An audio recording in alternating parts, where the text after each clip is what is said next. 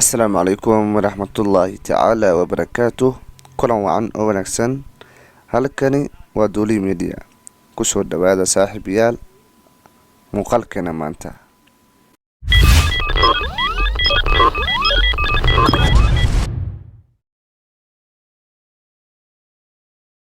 Gobolka Shabeellada Dhexe waa gobol ka tirsan 18 gobol ee Jamhuuriyadda Federaalka Soomaaliya. Waxa uuna dhacaa koonfurta Soomaaliya. Gobolkan waxaa mara Webiga Shabeelle iyo Badweynta Hindiya. Magaalada madaxda gobolka Shabeellada Dhexe waa magaalada Jowhar. Gobolka Shabeellada Dhexe wuxuu xuduud la leeyahay gobolada kala ah Galgaduud, Hiiraan, Shabeellaha Hoose iyo gobolka Banaadir. Sidoo kale wuxuu xuduud la leeyahay Badweynta Hindiya oo mara deegaano fara badan oo ka tirsan gobolka Shabeellada Dhexe. 1980kii gobolkan waxa uu qayb ka ahaa gobolkii weynaa ee la oran jiray Ex Banaadir ee ka koobnaa labada Shabeelle, Shabeellada Hoose iyo Shabeellada Dhexe iyo gobolka Banaadir oo maanta aan wada naqaan oo ah caasimadda dalka Soomaaliya ee Muqdisho. Baaxadda gobolka Shabeellada Dhexe oo ah 60,000 oo kiiloomitir oo isku wareeg ah ayaa waxaa lagu qiyaasaa tirada dadka ku nool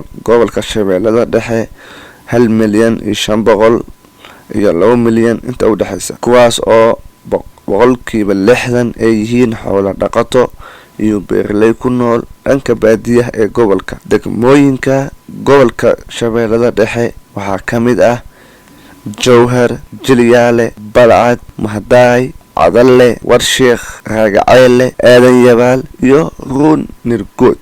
Jilyaale waxay dhacdaa dhanka qorraxsan ee gobolka. Waa magaalo istiraatiiji ah oo isku xirta gobolada Shabeellada Dhexe, Hiiraan, Baay iyo Bakool iyo Shabeellada Hoose. Waa magaalo muhiim u ah ganacsiga xoolaha iyo beeraha ee gobolka Shabeellada Dhexe. Dhaqaalaha gobolka Shabeellada Dhexe wuxuu ku xiran yahay beeraha, xoolaha iyo kalluumeysiga. Waana gobol weyn oo leh bad iyo beri aad u barwaaqo ah. Gobolka Shabeellada Dhexe wuxuu sidoo kale caan ku yahay inuu ahaa gobolkii ugu horeeyay ee Jamhuuriyadda Federaalka Soomaaliya oo bariis lagu beero, iyo inuu ahaa gobolkii ugu horeeyay ee laga furo warshadaha wax soo saarka dalka.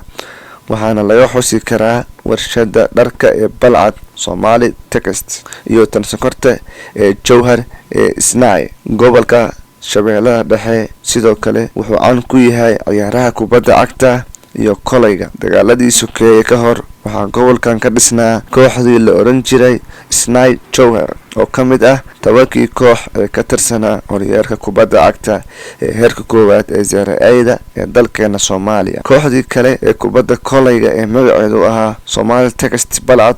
Sidoo kale xulka gobolka Shabeellaha Dhexe ayaa sanadku markuu ahaa 1987 ku guuleystay horyaalka kubadda cagta ee gobolada Soomaaliya kadib koobkii loo dhigay gobolada dalka ee ciyaartii kama dambaysta ahayd 1-0 kaga guuleysteen xulkii ka socday gobolada Waqooyi Galbeed.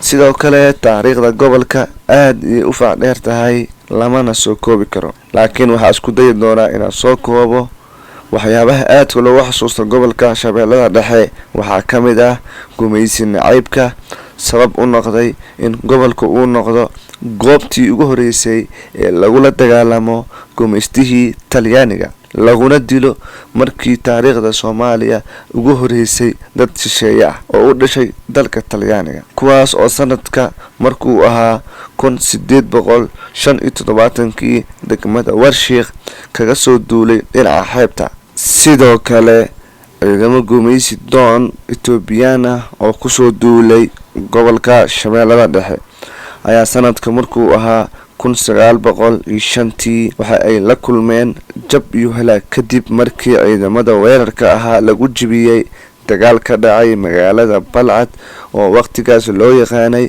magaalada Taytele. Halyeyadii gumaysi diidka ahaa af iyo adin kula dagaalamay ciidamada gumaysiga waxaa aad loogu xusi karaa ama laga sheegi karaa Sheekh Xasan, Sheekh Nuur, Sheekh Axmed, Sheekh Xasan Barsane oo asaga hogaamiye u ahaa dagaalkii ama dagaaladii lagu jabiyay gumaysiga Talyaaniga iyo gumaysiga isku dayga Itoobiya. Sheekhu wuxuu abaabulay ciidan ka badan 30,000 oo fardaley ah oo ku guuleystay in ay ka saaraan gumaysigii waqtigaasi dalka.